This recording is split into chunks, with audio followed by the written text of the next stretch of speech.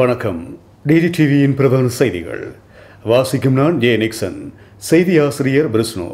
முதலில் தலைப்புச் செய்திகள். உள்ளூராட்சி தேர்தல்கள் விரைவாக நடத்தப்பட வேண்டும். ஐநா பிரதிநிதிகளிடம் பார்லமெண்ட் உறுப்பினர் டக்ளஸ் தெரிவிப்பு. கேப்பாப்பிளவு மக்களின் போராட்டம் நாளை 100வது நாளை எட்டுகிறது. அமைச்சர்களுக்கான மேலும் 10 புதிய செயலாளர்கள் ஜனாதிபதி மைத்ரிபால சிறிசேனவினால் நியமனம்.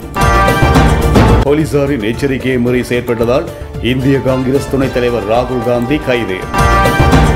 இங்கிலாந்தில் இடம்பெற்று வரும் சாம்பியன் கிண்ண போட்டித் தொடரில் பாகிஸ்தான் அணி வெற்றி. இனி விரிவான செய்திகள். முதலில் உள்நாட்டுச் செய்திகள். உள்ளூராட்சி சபைகளுக்கான தேர்தல்கள் விரைவாக நடத்தப்பட்டு அந்த சபைகளுக்கு மக்கள் பிரதிநிதிகள் தெரிவு செய்யப்பட வேண்டும். அப்போதுதான் மக்கள் பல பிரச்சனைகளுக்கு தீர்வு காணக்கூடியதாக இருக்கும் என்று செயலாளர் நாயகம் டக்ளஸ் தேவானந்தா அவர்கள் ஐரோப்பிய ஒன்றியத்தின் பிரதிநிதிகளிடம் தெரிவித்துள்ளார். ஐரோப்பிய ஒன்றியத்தின் ஆசிய சமுத்திர வலய நாடுகளின் 16 நாடாளுமன்ற உறுப்பினர்களின் குழுவினருடன் நேற்று முன்தினம் சபாநாயகர் கர் ஜெயசூரிய தலைமையில் நடைபெற்ற கலந்துரையாடலில் கலந்து கொண்டு உரையாற்றிய செயலாளர் நாயகம் டக்ளஸ் தேவானந்தா அவர்கள் தொடர்ந்து உரையாற்றுகையில் உள்ளூராட்சி சபைகளுக்கான புதிய தேர்தல் திருத்த யோசனைகள் தொடர்பில் சிறுபான்மை கட்சிகளும் சிறிய கட்சிகளும் சில குறைபாடுகளை சுட்டிக்காட்டி இருக்கின்றார்கள். ஆகவே புதிய முறையில் தேர்தல் நடத்துவதாக இருந்தால் சிறுபான்மை கட்சிகளுக்கும் சிறிய கட்சிகளுக்கும் இருக்கக்கூடிய பிரச்சனைகளுக்கு நியாயமான தீர்வு காணப்பட்டே தேர்தல் நடத்தப்பட வேண்டும்.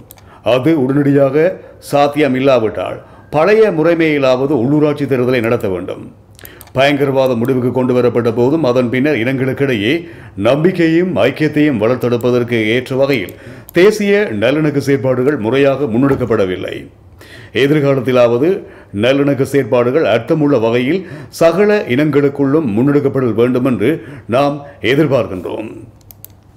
இனப்பிரச்சினைக்கு தீர்வாக முதல் கட்டமாக 13வது திருத்த சட்டத்தை முழுமையாக நடைமுறைப்படுத்துவதில் ஆரம்பித்து கட்டம் கட்டமாக முன்னோக்கி செல்ல வேண்டும் என்பதே எமது நிலைப்பாடாகும். அவ்வாறு நடைமுறைப்படுத்துவதற்கு சர்வஜன வாக்கெடுப்பு நடத்தப்பட வேண்டிய அவசியமில்லை. ஏற்கனவே அரசியலமைப்பில் அது இலங்கை மக்களால் ஏற்றுக்கொள்ளப்பட்டிருப்பதுடன் பெரும்பான்மை மக்கள் அதன் பலாபலன்களை அனுபவித்து வருகின்றார்கள். ஒருவேளை புதிய அரசியலமைப்பு 13வது திருத்த சட்டத்தை விடவும் மேம்பட்டதாகவும் தமிழ் மக்களின் அபிலாசைகளை பூர்த்தி செய்வதாகவும் அமையுமானால் அதை நாம் வரவேற்பதுடன் சாத்தியமான வகையில் ஆராய்ந்து பார்ப்பதற்கும் தயாராக இருக்கின்றோம். நிறைவேற்று ஜனாதிபதி முறைமையை தொடர்வதாலோ இல்லாமல் சொல்வதாலோ நமக்கு பிரச்சனை இல்லை. அதேவேளை அரசியல் தீர்வொன்றுக்காக நடைமுறை சாத்தியமான, அதாவது அழுதும் பிள்ளையை அவளை பெற வேண்டும் என்ற வகையில் வாய்ப்புகளை பயன்படுத்திக் கொள்வதில் தமிழர் தரப்பு நேர்மையோடு முயற்சிக்க வேண்டும். இவ்விடயத்தில் சர்வதேச சமூகம் உதவியாகவும் ஒத்தாசையாகவும் ஒரு மருத்துவச்சியின் பணியையே செய்ய முடியும் என்பதே எமது நிலைப்பாடாகும் என்றும் ஐரோப்பிய ஒன்றிய பிரதிநிதிகளிடம் செயலாளர் நாயகம் அவர்கள் சுட்டிக்காட்டியுள்ளார். வாழ்க்கை முறை நோக்கி நகர்த்தி செல்வதற்கு கல்வித்துறையை போன்றே விளையாட்டுத்துறையும் மிகவும் அவசியமாகின்றது. எனவே இத்துறைகள் சார்ந்த வளர்ச்சியின் பால் அதிக கவனம் செலுத்தப்பட வேண்டியுள்ளதுடன் அதற்குரிய வாய்ப்புகளும் ஊக்குவிப்புகளும் அதிகரிக்கப்பட வேண்டிய நிலையே ஏற்பட்டு அது இன்னமும் தொடர்வதையே காணக்கூடியதாக இருக்கின்றது. குறிப்பாக வடக்கிலே, அதுவும் குறிப்பாக யாழ்ப்பாணத்திலே சமூக சீர்கேட்டு செயல்பாடுகள், வன்முறைகள் போன்ற துரவஷ்டவசமான செயல்பாடுகள் யுத்தத்தின் பின்னரான சற்று தாமதித்த காலகட்டங்களில் ஏற்பட்டு வருவதை இங்கு நான் சுட்டிக்காட்ட விரும்புகின்றேன். யுத்தம் ஒன்று நிகழ்ந்த மண்ணில் அந்த யுத்தமானது சுமூகமான முறையில் அன்றி எதிர் யுத்தம் ஒன்றின் மூலமாக தோற்கடிக்கப்படுகின்ற நிலையில் அந்த யுத்தமானது தமிழ் சிங்கள மக்களிடையே ஒரு இனவாத யுத்தமாக கருத்தியல்கள் பரப்பப்பட்டிருந்த நிலையில் தோற்கடிக்கப்பட்ட யுத்தத்தில் ஈடுபட்டிருந்தோர் சார்ந்த மக்கள் தரப்பினர் அது தமது இனத்தின் தோல்வி என எண்ணுகின்ற வாய்ப்புகள் அதிகமாகும். இதற்கு இந்த யுத்தத்தை இனவாதமாக பயன்படுத்திய சுயலாப அரசியல்வாதிகள் மற்றும் அது சார்ந்த ஏனைய தரப்பினர் அனைவருமே பொறுப்பு கூற வேண்டும்.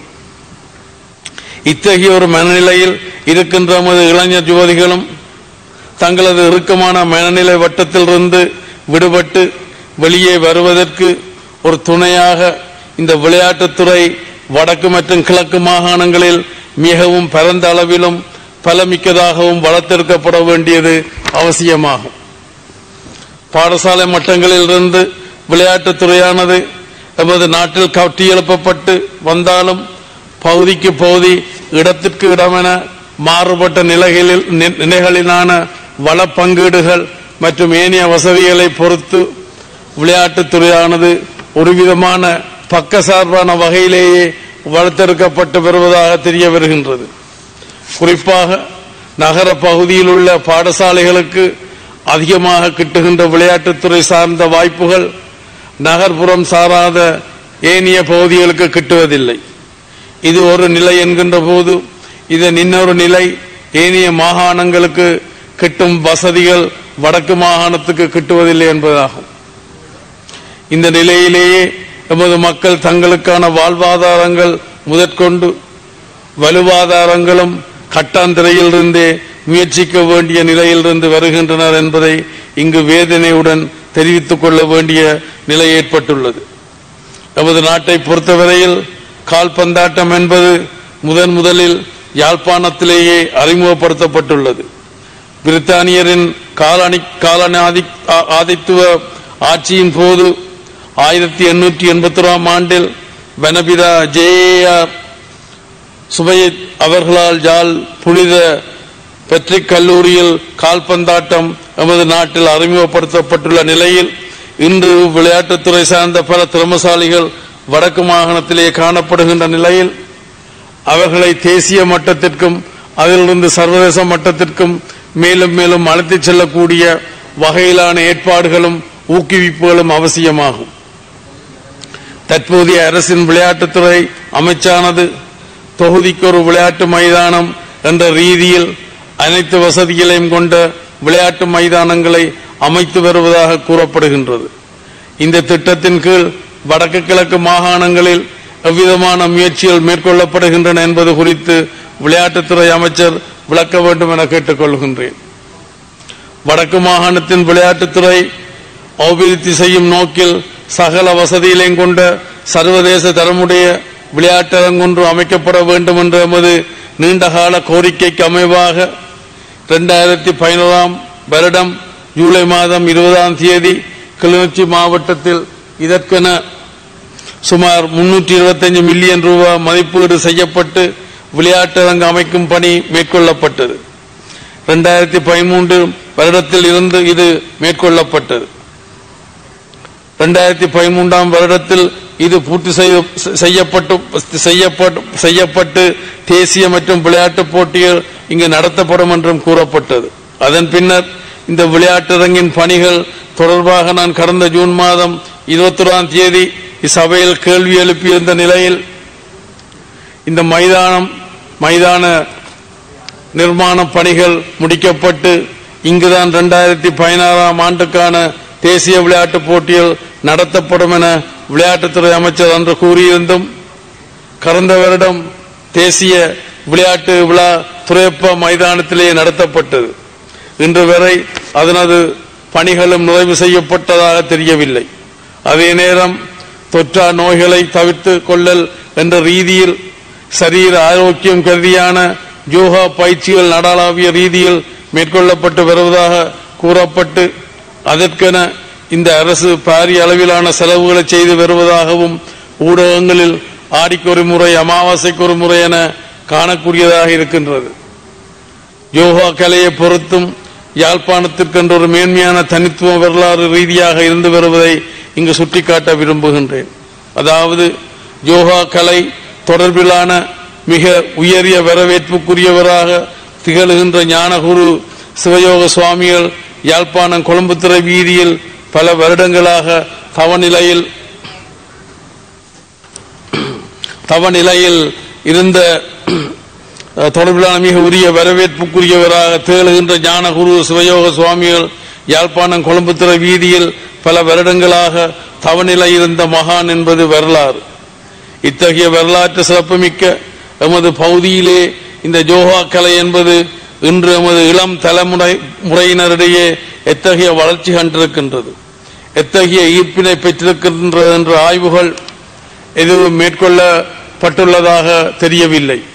இதே நிலையில் நாடாளாவிய ரீதியிலும் உள்ளதென அறிய முடிகின்றது.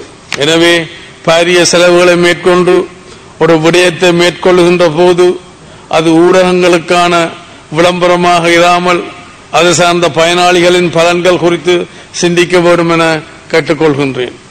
அதே நேரம் யாழ்ப்பாணத்தில் சகல வசதிகளையும் கொண்ட உள்ளக விளையாட்டு தொகுதி ஒன்று அமைக்கப்பட வேண்டும். யாழ்ப்பாணத்தில் சர்வதேச தரத்திலான கிரிக்கெட் மைதானம் ஒன்று அமைக்கப்பட வேண்டும் என்ற எனது கோரிக்கைகளுக்கு அமைவாக அதற்கான நடவடிக்கைகள் எடுக்கப்படுவதாக கௌரவ அமைச்சர் அவர்கள் ஏற்கனவே தெரிவித்திருந்தார். அவற்றின் தற்போது நிலை என்ன என்பது குறித்து அறிய விரும்புகின்றேன். நமது நாட்டை பொறுத்தவரையில் கிரிக்கெட் விளையாட்டுக்கு தரப்படுகின்ற முக்கியத்துவம் ஏனைய விளையாட்டுகளுக்கு தரப்படுவதில்லை என்ற குற்றச்சாட்டு தொடர்ந்தும் பலரால் முன்வைக்கப்படுகின்ற ஒரு குற்றச்சாட்டாகவே இருந்து வருகின்றது. இவ்வாறு முக்கியத்துவம் தரப்படுவதாக கூறப்படுகின்ற கிரிக்கெட் விளையாட்டுத்துறை கூட இன்று எந்தளவில் இருக்கின்றது என்பது ஒரு கேள்விக்குறியாகவே இருக்கின்றது. அதிகார பகிர்வு கோரி அகிம்சை போராட்டம், ஆயுத போராட்டம் என இரண்டையும் முன்னெடுத்து பெரும் துன்பங்களுக்கு முகம் கொடுத்தவர்கள் தமிழர்கள் என தேசிய சகவாழ்வு கலந்துரையாடல் மற்றும் அரச கரும மொழிகள் அமைச்சர் மனோ கணேசன் தெரிவித்துள்ளார். அவர் இன்று ஊடகங்களுக்கு அனுப்பியுள்ள அறிக்கை ஒன்றிலேயே இவ்வாறு குறிப்பிட்டுள்ளார். இலங்கையில் பிரபல மாகாண சபைகளாக வடக்கு மற்றும் கிழக்கு மாகாண சபைகள் உள்ளது எனவும் அதற்கு காரணம் தமிழர்கள் தங்களுக்கான அதிகார பகிர்வை கோரி போராட்டங்கள் நடத்தியமே எனவும் அவர் சுட்டிக்காட்டியிருந்தார். இந்த நிலையில் அதிகார பகிர்வின் ஒரு கட்டமாக மாகாண சபைகள் வழங்கப்பட்ட போது வடக்கு கிழக்கு மாகாண சபைகள் உருவாக்கிய நிலைமையை அரசியல் ரீதியாக சமாளிக்கவே ஏனைய 7 மாகாணங்கள் அப்போதைய ஜனாதிபதி JR மற்றும் இந்திய பிரதமர் ராஜீவ்காந்தி ஆகியோர் வழங்கியிருந்தனர் எனவும் அவர் குறிப்பிட்டுள்ளார். இவ்வாறு தெற்கில் இருக்கின்ற மாகாண சபைகள் தானாக கிடைத்தவை எனவும் வடக்கு கிழக்கிற்கென தனியான மாகாணம் தானாக கிடைக்கவில்லை என்பதை பொறுப்புள்ளோர் உணர வேண்டும் எனவும் வேண்டுகோள் விடுத்துள்ளார். தீர்வின்றி தொடர்ந்து வரும் முல்லைத்தீவு கேப்பாப்புலவு மக்களின் சத்தியாகிரக போராட்டம் நாளையுடன் 100வது நாளை எட்ட உள்ளது. யுத்தம் நிறைவுக்கு வந்த பின்னர் கேப்பாப்புலவில் 138 குடும்பங்களுக்கு சொந்தமான 482 ஏக்கர் காணிகள் இராணுவத்தினரால் கையகப்படுத்தப்பட்டிருப்பதோடு குறித்த காணிகளுக்கு சொந்தமான மக்கள் எவ்வித அடிப்படை வசதிகள் மற்ற மாதிரி கிராமங்களில் குடியேற்றப்பட்டனர். அங்கே இந்த மக்கள் பல்வேறு இன்னல்களுக்கு முகம் கொடுத்து வரும் நிலையில் தமது பூர்வீக காணிகளை ஒப்படைக்குமாறு ஆரம்பித்த போராட்டம் இன்று 99வது நாளை எட்டியுள்ளது. படையினர் வசமுள்ள காணிகளை விடுவிக்குமாறும் காணாமலாக்கப்பட்ட தமது உறவுகளின் உண்மை நிலை குறித்து வெளிப்படுத்துமாறும் வலியுறுத்தி இந்த மக்கள் போராடி வருகின்றனர். இத்தனை நாட்களாக வீதியில் சுட்டெரிக்கும் வெயிலில் சொந்த நிலத்துக்காகவும் தொலைந்த உறவுகளுக்காகவும் போராடும் மக்களின் உணர்வுகளை இதுவரை யாரும் கண்டுகொள்ளாதிருப்பது வேதனைக்குரிய விடயமாகும். அமைச்சர்களுக்கான மேலும் 10 புதிய செயலாளர்கள் ஜனாதிபதி மைத்ரிபால சிறிசேனவினால் நியமிக்கப்பட்டுள்ளனர். போக்குவரத்து மற்றும் சிவில் விமான சேவைகள் அமைச்சின் செயலாளராக JS விதானகே தெரிவு செய்யப்பட்டுள்ளார். தோட்ட உட்கட்டமைப்பு அமைச்சின் செயலாளராக AJ ரஞ்சித்தும், அறிவியல் மற்றும் தொழில்நுட்பத்துறை அமைச்சின் செயலாளராக சிராணி வீரக்கோனும் நியமிக்கப்பட்டுள்ளனர். அத்துடன் சுகாதார அமைச்சுக்கான புதிய செயலாளராக உதய R செனவிரட்னவும், பெட்ரோலிய வளத்துறை அமைச்சின் புதிய செயலாளராக உபாலி மாரசிங்கவும், மகாவலி மற்றும் சுற்றாடல் அமைச்சின் செயலாளராக அனுர திசாநாயக்கவும் நியமிக்கப்பட்டுள்ளனர். மேலும் நீர்ப்பாசன அமைச்சின் செயலாளராக ஜெயந்த விஜயரட்னவும், தொழிலாளர் அமைச்சின் செயலாளராக SAN சரணதிசவும், பிராந்திய அபிவிருத்தி அமைச்சின் செயலாளராக ABG கித்சிரியும், அபிவிருத்தி செயற்பாடுகளுக்கான அமைச்சின் செயலாளராக LD சேரநாயக்காவும் நியமிக்கப்பட்டுள்ளனர். சுகாதார அமைச்சு, மகாவலி அபிவிருத்தி அமைச்சு, கனியவள அமைச்சு, தொழில்துறை அமைச்சு மற்றும் நீர்ப்பாசன அமைச்சு உள்ளிட்ட அமைச்சுகளுக்கான புதிய செயலாளர்கள் ஏற்கனவே நியமிக்கப்பட்டமை குறிப்பிடத்தக்கது.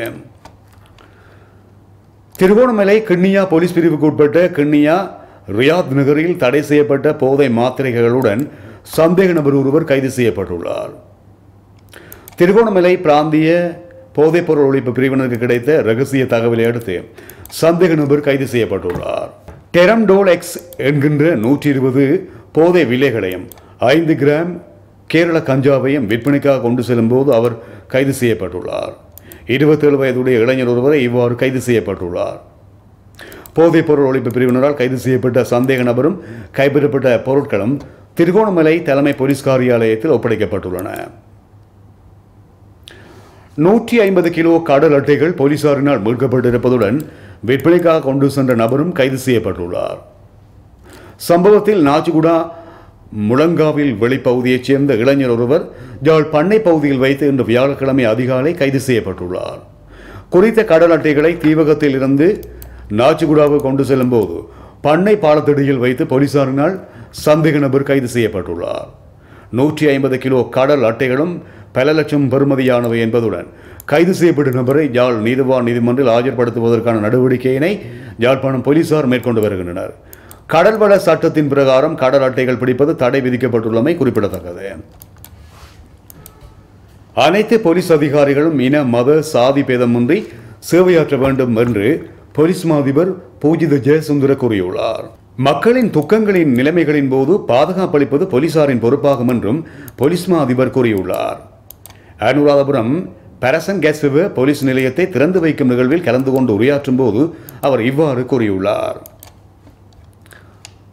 ஊட்டச்சத்து தொடர்பிலான புதிய பட்டதாரிகள் 567 பேர் உடனடியாக சேவையில் இணைத்துக் கொள்ள சுகாதாரம் ஊட்டச்சத்து மற்றும் சுதேச மருத்துவத்துறை அமைச்சு தீர்மானித்துள்ளது. கடந்த சில தினங்களுக்கு முன்னர் ஊட்டச்சத்து தொடர்பிலான சங்கத்தின் சில உறுப்பினர்களுடன் இடம்பெற்ற கலந்துரையாடலின் போது சுகாதார அமைச்சர் இந்த தீர்மானத்தினை எடுத்துள்ளார்.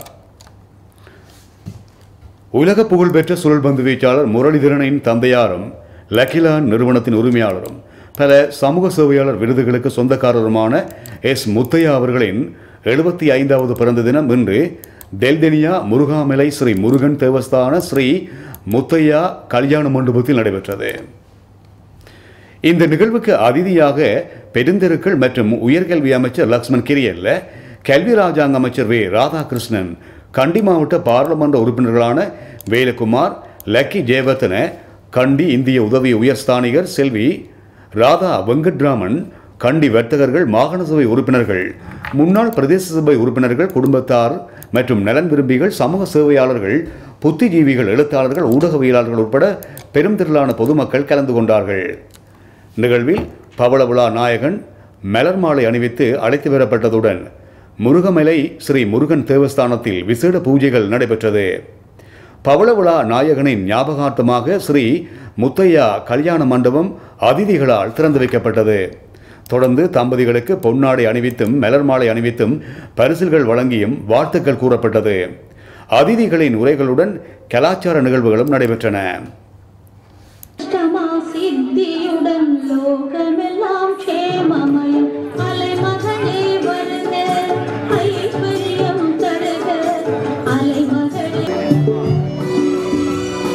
சந்தோஷத்தை உங்களுடைய வாழ்த்துக்களாக இந்த சந்தர்ப்பத்திலே தெரிவிக்குமாறு வேண்டுகின்றேன். பவளவிழா காணும் நாயகன் சேவா ஜோதி லக்கிலான் முத்தையா அவர்கள் இப்பொழுது கௌரவ அமைச்சரினால் மாலை அணிவித்து கௌரவிக்கப்பட்டார். அதைத் தொடர்ந்து அவரது பாரியார் இந்திய உதவி தூதுவர் ராஜாங்க அமைச்சர் அவர்கள் இங்கே இந்த பவளவிழா காணும் நாயகனை கௌரவிக்கின்றார்கள். அவர்களோடு இணைந்து கொண்டிருந்தார் கண்டி மாவட்ட சிறிய வர்த்தக விளம்பர இடைவெளியை தொடர்ந்து டிடியின் வெளிநாட்டு செய்திகள் இடம்பெறும்.